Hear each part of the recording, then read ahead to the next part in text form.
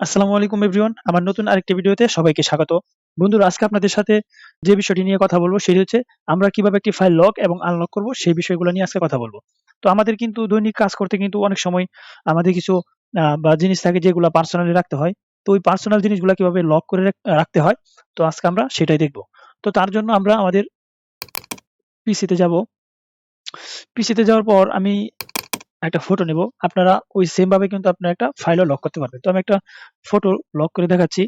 তো আপনারা সেম ভাবে আপনারা একটা ফাইল লক করতে পারবেন। তো আমরা রাইট সাইডে ক্লিক করার পর এই যে এড টু আরসিভ এটার উপর ক্লিক করব।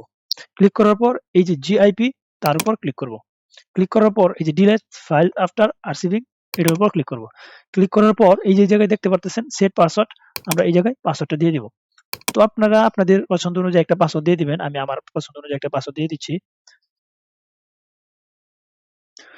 তো এই জায়গায় কিন্তু আবার দিতে হবে।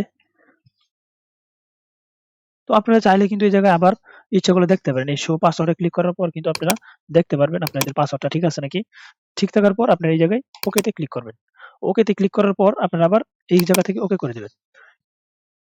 ওকে করার পর কিন্তু আপনারা দেখতে পাচ্ছেন এই জায়গায় কিন্তু একটা জিএপি ফাইল ওপেন হইছে। তো আমরা তার উপর ডাবল ক্লিক করব।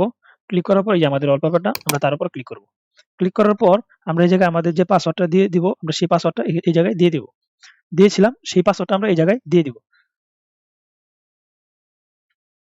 তো আমরা এই দেখছেন আমাদের ফাইলটা কিন্তু লক করা হয়ে গেছে বা আমাদের ফটোটা লক করা হয়ে গেছে।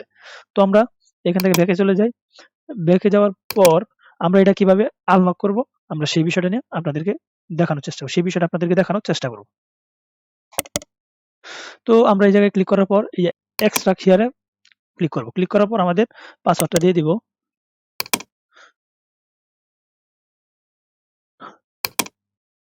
এই দেখছেন আমাদের ফটোটা কিন্তু আবার আনলক হয়ে গেছে। তো আমরা এভাবে কিন্তু একটা ফাইল ইচ্ছা করলে লক এবং আনলক করতে পারবো। এটা কিন্তু এই জায়গায় আনলক করার পর আমরা কিন্তু এটা চাইলে এই জায়গায় রাইট সাইডে ক্লিক করার পর আমরা এটা ডিলিট করে দিতে পারি। তো ওইভাবে কিন্তু আপনারা চাইলে একটা ফাইল লক এবং আনলক করতে পারেন। তো বন্ধুরা, আপনারা যদি এই ভিডিও থেকে প্রথমবার আমাদের ভিডিওটি দেখে থাকেন তাহলে অবশ্যই আমার চ্যানেলটি সাবস্ক্রাইব করে রাখবেন এবং বেল বাটনটি বাজিয়ে দিবেন। দেখা হবে নতুন আরেকটি কোনো ভিডিওতে। সেই পর্যন্ত ভালো থাকবেন, সুস্থ থাকবেন। আল্লাহ হাফেজ।